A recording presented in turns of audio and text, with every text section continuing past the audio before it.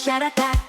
Wali kota tegas tak ada ampun, Herman Safar kasih hukuman, teguran tertulis dan pemberhentian dari 4 September sebulan lamanya.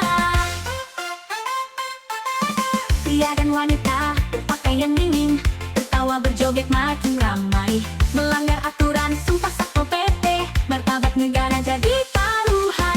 Wali kota tegas tak ada ampun, Herman Safar kasih hukuman, teguran tertulis dan pemberhentian dari 4 September sebulan lamanya.